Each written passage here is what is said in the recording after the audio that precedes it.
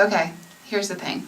It's called Genetic Sadness, and it is about the ongoing struggle with depression and mental illness in my family. And I kind of, this chorus is so funny because, or the verse is funny because it's almost an exact conversation between me and my dad where I said, well, what is it like? What does it feel like? And he's like, you know what this feeling is. Like, I've passed it on to all four of you. And that's what that feeling is. And I don't know what else I can do about it, you know?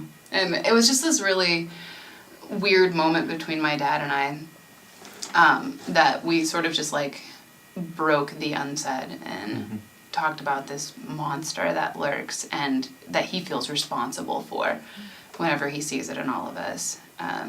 So that's genetic sadness. Yeah. You know, the short of it. Thanks for asking.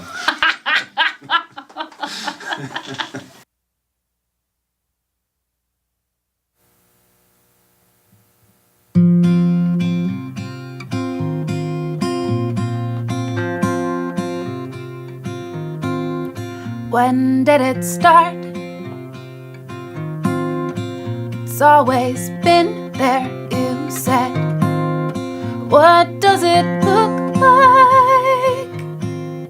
What does it look like? And who'd have thought that 4 or 5 would not take on my hazel eyes, but 4 or 5 that did survive got my genetic sadness.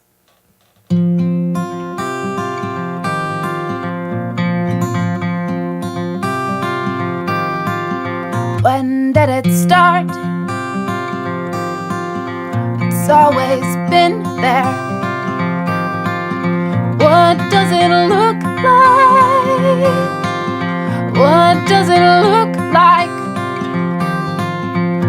And who'd have thought that 4 or 5 would not take on my hazel eyes, but 4 or 5 that did survive got my genetic sadness. You're not me. You're not me. You don't have to be.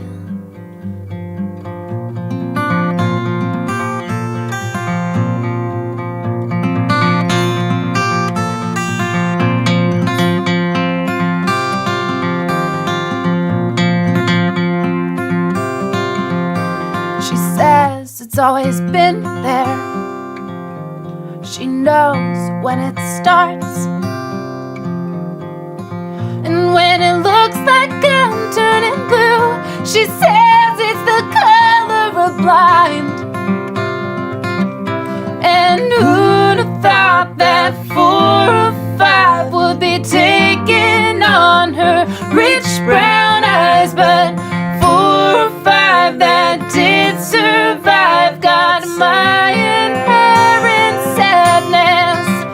And who'd have thought that 4 or 5 would not take on my hazel eyes, but 4 or 5 that did survive got my genetic sadness. My genetic sadness.